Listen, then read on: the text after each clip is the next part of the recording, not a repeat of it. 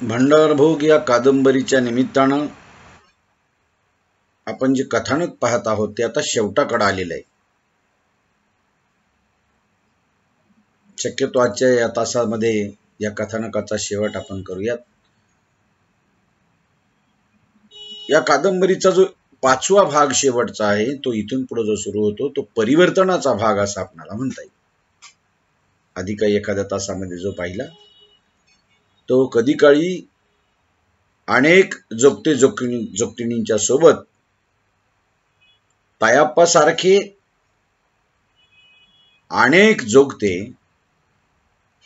या अंधश्रद्धेला कसे बळी पडलेले आहेत, जोगतिनी देखील कशा बळी पडत जातात,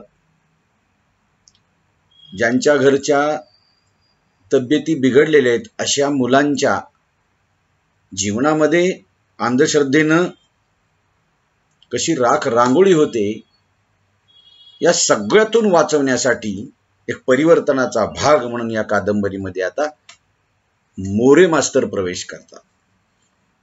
आणि या कादंबरीतला मोरे मास्तरांचा जो प्रवेश आहे तो प्रवेश या कादंबरीच्या निमित्तानं ज्या समस्या उभ्या राहिलेल्या आहेत त्या समस्यांना वाचा फोडण्याचं काम आता मोरे मास्तरांच्या निमित्ताने लेखक करताना आपल्याला दिसतो.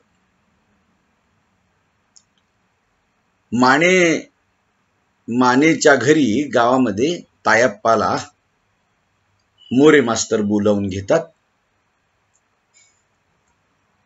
त्या ठिकाणी अनेक जोगते जोगतिणी आहेत आणि या परिसरातही आहेत. या सगळ्यांची मास्तर काळजी घेतो.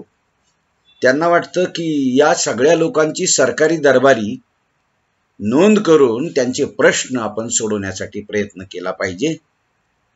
आणि याच्यासाठी म्हणून मदतीचा भाग म्हणून ते मोरे मास्तर काय करतात की तायाप्पाला सोबत घेतात. तायाप्पा आणि निंग्या हे जे दोन जोगते आहेत हे जोगते अनेकांना बोलावून आणतात आणि मास्तर तिथं बोलून त्या दोघांना सांगतो की आपण असं परिवर्तन, आपण या लोकांचे जे प्रश्न आहेत हे प्रश्न आपण त्यांच्या समस्या, त्यांच्या राहण्याच्या असतील, त्यांच्या जगण्याच्या असतील, त्यांच्या खाण्यापिण्याच्या असतील, या सगळ्या किंवा त्यांच्या समाजातील स्थानाच्या असतील.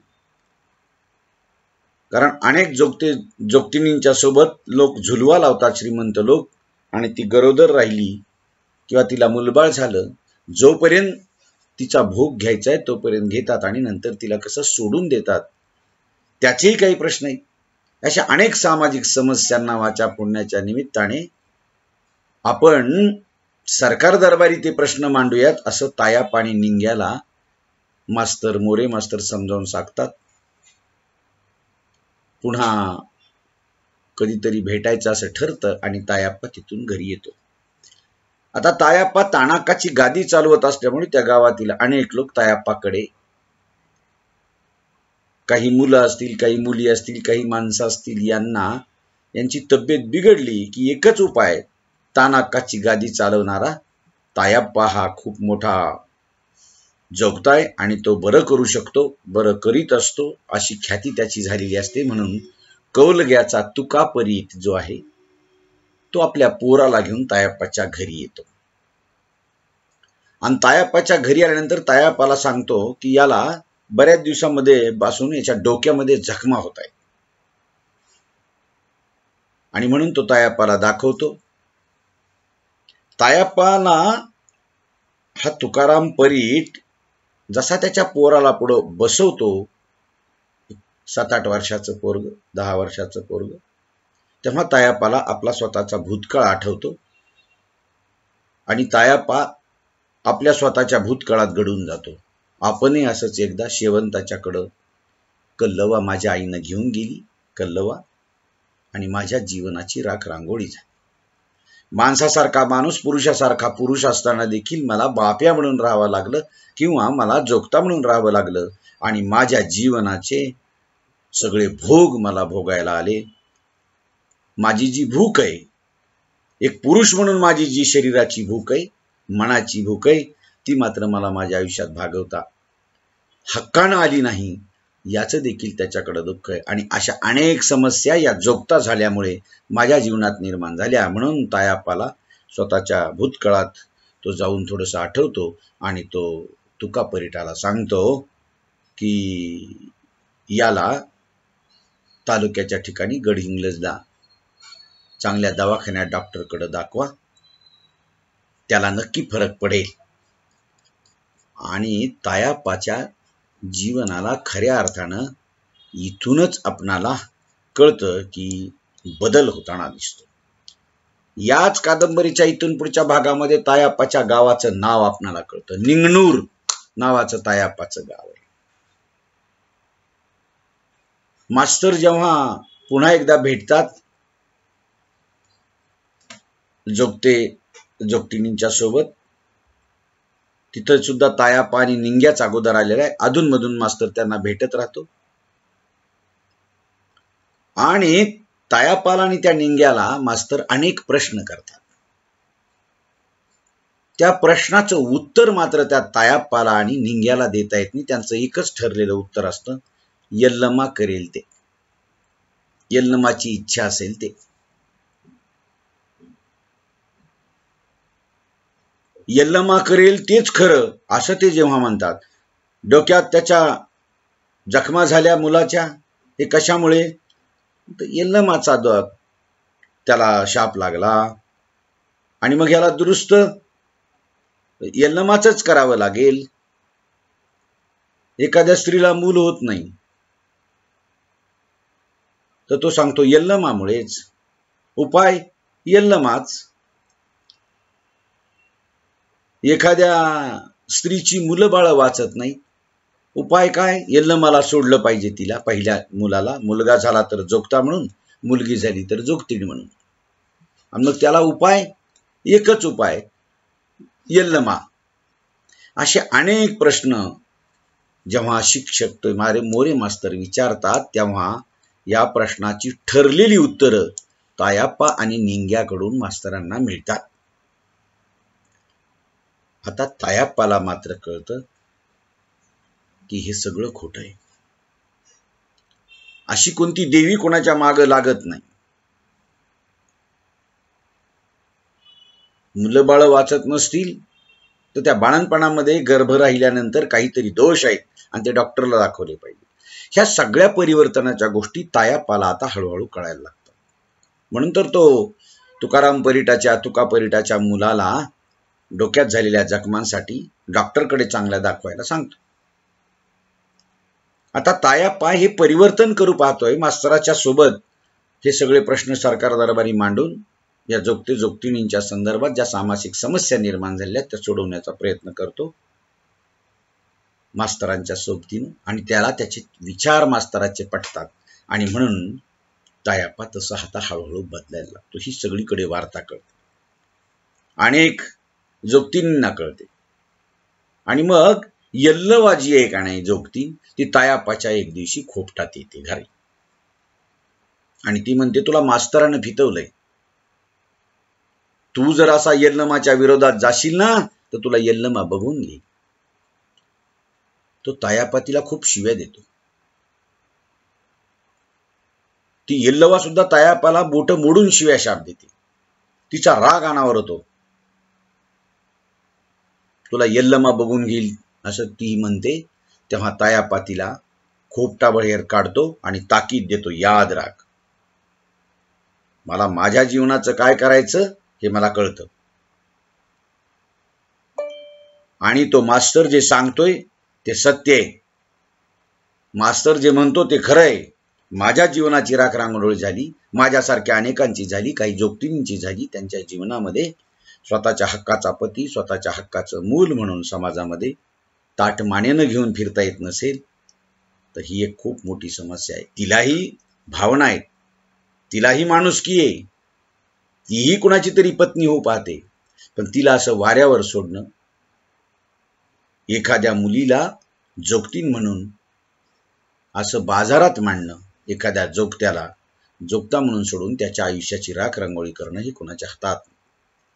त्याला त्याचा जगण्याचा अधिकार आहे, पुरुष असेल तर पुरुष म्हणून, स्त्री असेल तर स्त्री म्हणून. अशी मास्तराची तो बाजू घेतो आणि त्याला नंतर कळतं की आपण ही मास्तराची बाजू खरं तर का घेतली बरं. आणि मग एक दिवशी तायप्पा, त्याच्यासोबत अनेक जोगते जोगतिणी, तो तायप्पा जमा करतो. मास्तर सरकारी अधिकाऱ्यांना, एक मराठी शाळा आहे त्या शाळेच्या समोर सगळ्यांना बोलवतो, एक सभा घेतो. तिथे सकू जोगतीन, ही जी जोगतीन आहे ती आपल्या वेदना मांडते.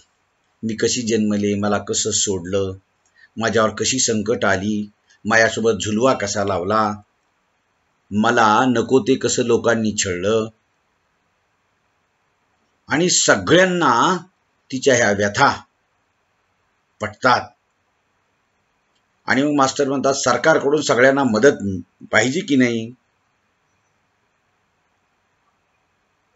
पण इतक्यामध्ये एक जोगता उठतो आणि तो म्हणतो, तायप्पाच तो उठतो आणि म्हणतो, हे बघा, जोगत्याचा जन्म लई वाईट. खरं तर जोगता होणं हे सगळ्या दृष्टीनं लई वाईट आहे.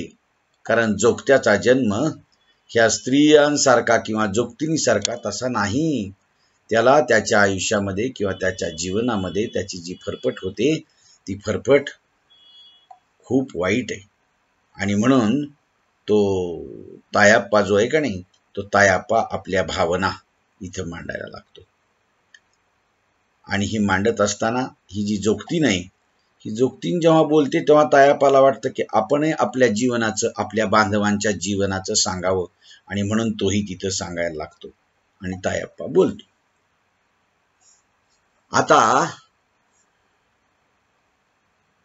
सगळ्यांनाच हे कळतं की तायप्पा जे बोलतोय, ती सखू जोगतीन जे बोलते ते खरंच आहे. आपला जन्म असाच वाया जाणार की काय. आणि मग इथलची ही जमलेली बैठक गावामध्ये, आता नंतर गडहिंग्लजला मराठी शाळेच्या पटांगणात शेकड्यांनी जोगते जोगतीनी जमू लागतात. शिक्षकानं आता तिथं जोगत्यांना एकत्र करण्याचं ठरवलं. आणि मास्तरांनी माहिती दिली, आपल्याकडे मुख्यमंत्री येणार आहेत भेटायला. अशा वेळेला प्रत्येकाने आपापली वाद्य वाजून आई उद उद उद असं म्हणायचं. आणि मुख्यमंत्री आले. मोरे मास्तराजवळ एक लाल दिव्याची गाडी थांबली. मास्तर बसलेले, गाडी गेली. त्या गाडीत बसून मास्तर गेले. तिथं मास्तरांना सांगितलं होतं की आधी मुख्यमंत्री आले, मास्तरला गाडीत घेतलं, घेऊन गेले. तायप्पा मात्र खिन्नपणे बघायला लागतो. आणि मग महादुमा जोगती जो आहे का नाही, तो जोगती तायप्पाला म्हणतो, मास्तर आणि तू हे आम्हाला फसवलंय. त्या मास्तरावरून तो तायप्पाला म्हणतो की तू आम्हाला मातीला मिळवलंस. तो महात्मा जोगती असं बोलतो आणि जातो. पण तायप्पा मात्र प्रत्येक गोष्टीला उत्तर देतो. तो समजावून सांगतो. तो देखील कधी कधी तायप्पा आता विचारात पडतो. आणि मग तायप्पाला मास्तर निरोप देतो की तायप्पा, आपणाला मीटिंग घ्यायची. मग तिथं माण्या जोगती, पाटील येतात. हे सगळे जे गावातले पाटील वगैरे हे जे असतात ना, हे कसे प्रसिद्धीला हपापलेले असतात हे लेखकानं मांडण्याचा प्रयत्न केलेला आहे. म्हणजे पाटलं गावातली किंवा हे जे लोक आहेत ह्यांना कोणाचं सुखदुःख दूर करायचं असं नाही, तर येणाऱ्या मंत्र्याच्या समोर किंवा एखाद्या कार्यक्रमामध्ये आपणाला कसं मिरवता येईल याचा विचार करणारे जे लोक असतात ना, त्या लोकांच्या संदर्भात लेखकानं थोडंसं लिहिण्याचा प्रयत्न केलेला आहे. तो सांगतो की मीटिंग भरते, मान्या आहे, माने त्याला एकेरी बोलतो, मान्या पाटील हे प्रसिद्धीसाठी हापापलेले असतात. ते काय करतात, ह्या कार्यक्रमाच्या संदर्भानं जे होणार आहे त्याला मोडा घालण्याचा प्रयत्न करतात. तायप्पा त्यांना ठणकावतो आणि सांगतो की तुम्ही इथं गोंधळ करायचा नाही. ते मान्या आणि पाटील हे दोघंही त्या बैठकीतून निघून जातात आणि मग तायप्पा यांचं चाललेलं राजकारण कसं आहे हे अनुभवून स्वतःच्या विचारात पडतो. असा हा तायप्पा जेव्हा मग यमन्या हा जो जोगता असतो तो गोसाव्याच्या दारू दुकानावर जाऊन मरून पडलेला असतो. तानाप्पा तायप्पा यांना ही माहिती कळते, बातमी कळते. एका बाजूला सरकारी दरबारी प्रश्न मांडणारे आता मोरे सर आहेत आणि दुसऱ्या बाजूला होणारे हाल या जोगत्यांचे.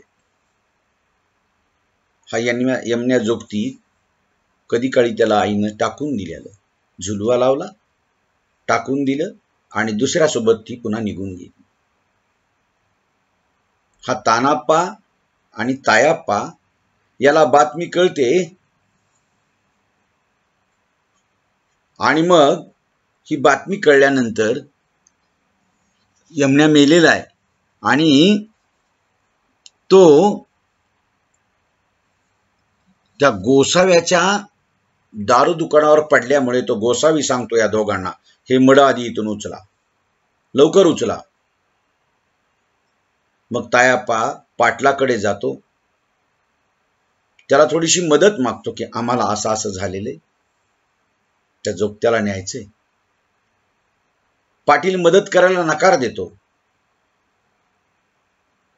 मग तो तायप्पा आणि तानाप्पा असं कवळाट्यात धरून त्या यमन्याला आपल्या खोपटात आणतात. एक ना अनेक जोगती जमायला लागतात. महादुमा तायप्पाला सांगतो, जोगते होते म्हणून मदत झाली, दुसरं कोणीच या जोगत्यांना उचलत नाही. आणि हा तायप्पा मग खऱ्या अर्थानं लेखकानं जोगत्याच्या मृत्यूनंतर येणारे जी संकट आहेत ना, त्या संकटाची कहाणी तो सांगतो. तो मरतो, त्याची अंत्यविधी होते, सगळे जोगते जोगतीनी जमा होतात आणि त्याला पुरल्या जातं, वरतून चपलानं मारल्या जातं, जसं जोगत्यांचं इतर करतात तसं. आता ही लेखकानं मांडलेली जी कहाणी आहे तायप्पाची, ही कहाणी ही आपणाला थोडीशी अर्ध्यावर सुटलेली. त्याचं कारण असं आहे, जेव्हा या कादंबरीचा इथं कथाभाग संपतो तेव्हा खऱ्या अर्थानं कादंबरी डोक्यात चालू राहते. कारण त्या यमन्याचं मृत्यू झाला, अजून एका आधी जोगत्याचा मृत्यू झाला. या जोगत्यांच्या मृत्यूला कारणीभूत असणारं त्याचं दुःख आणि त्याची वेदना आहे. कारण त्याला जेव्हा आपण वल्या झाडासारखं जळत राहायचं हे जेव्हा कळतं, तेव्हा त्याला हे दुःख विसरण्यासाठी तो दारूच्या आहारी जातो. दारू ढोसतो, इतका ढोसतो की बेहोश पडतो, मरून जातो. त्याला हेच कदाचित मान्य का नियतीला की त्यानं असंच उद्ध्वस्त होत राहायचं. यमन्या मेला, अजून एक जोगती मेला, जोगतीन मेली. जोगतीने तरी जोगतीनी गावातल्या त्या सगळे येती करती धरती मग येतील, पण जोगत्यांना कोण उचलणार? हिजड्याला हात कोण लावणार? त्याच्याशिवाय पर्याय नाही. आणि म्हणून पुढे तानाप्पाचं काय झालं असेल, तायाप्पाचं काय झालं असेल, इतर जोगत्याप्रमाणेच यांचंही मरण झालं असेल का? बरं, मास्तरांनी जोगते जोगतिनींचा जो सामाजिक प्रश्न सरकार दरबारी मांडला तो मिटला असेल का? तो पुढे गेला असेल का? मान्या पाटील हे आपल्या सेवेसाठी किंवा आपल्या राजकारणासाठी म्हणून, आपल्या सेवेसाठी म्हणून, कारण पाटील बाणे हे सगळे लोक जे आहेत ना, हे झुलवा लावत असायचे. ह्यांच्या भुका भागवण्यासाठी हे तरुण जोगतींना आपल्याकडे ठेवत असायचे. अशी लोक एक प्रतीक आहे. यांनी हा जो प्रश्न आहे जोगते जोगतिनींचा, हा सुटू दिला नसेल का? ताटकळत ठेवूनच हे प्रश्न या लोकांना मांडणे असतील तर अशा कितीक जोगते जोगतिनींचे यांनी बळी घेतली असती. आणि म्हणून असे अनेक प्रश्न कादंबरीच्या निमित्ताने इथं निर्माण होतात. तायाप्पा हा असा माणसात असला तरी खऱ्या अर्थानं त्याच्या जीवनामध्ये परिवर्तन करण्यासाठी शेवटच्या भागात हा शिक्षक येतो. आणि मग मोरे मास्तर येतो आणि मग त्याच्या जीवनाची ही झालेली वाताहत लेखकानं शेवटच्या टोकापर्यंत अशा एका उच्च ठिकाणावर नेऊन ठेवलेली आपल्याला दिसते. या कादंबरीचा संपूर्ण कथाभाग जो आहे तो इथे संपलेला आहे. मी या कादंबरीच्या निमित्तानं तुम्हाला या कादंबरीत आलेली जी भाषा आहे, या कादंबरीत आलेली जी वर्णन आहेत, गडहिंग्लज हा महाराष्ट्रात असलेला तालुका, पण त्याच्याच बाजूला लगेच चालू होणारा कर्नाटक, त्या प्रांतातली कर्नाटकाची बोली, महाराष्ट्राची त्या टोकावरची बोली, या दोन्हीच्या मिश्रणातून तयार होणाऱ्या बोलीचं स्वरूप, तिथलचे इकडे इकडचे तिकडे शब्दांची होणारी आदान प्रदान आणि त्यातून निर्माण होणारे काही शब्द, या सगळ्या गोष्टींचा विचार मी तुम्हाला आणि या कथानकाच्या संदर्भानं फक्त इथं आता सांगितलेले. या कादंबरीची काय वैशिष्ट्य, वाङ्मयीन वैशिष्ट्य आहेत, त्याच्यामध्ये म्हणी कशा आलेल्या आहेत, त्याच्यातली मी आता जसं म्हणालो तशी बोलीभाषेचा वापर कसा झालेला आहे, आणि या कादंबरीचं जे वास्तव चित्रण आहे ते वास्तव चित्रण या भागामध्ये जोगते जोगतिनींच्या जीवनाच्या संदर्भात, त्यांचं उद्ध्वस्त होणारं जीवन, एक दिवशी मरण बरं असं म्हणण्याची वेळ येण्या इतपत त्यांच्या जीवनाला ओरबाडत राहणारं आयुष्य हे आपल्या लक्षात येतं. आपण आज इथं थांबूयात. बाकी राहिलेला भाग मी तुम्हाला बाकीचा जो या कादंबरीच्या निमित्तानं किंवा पुढच्या काही पुस्तकांच्या निमित्तानं राजन गवस यांच्या, मी तुम्हाला नंतरच्या तासात सांगतो. ठीक आहे.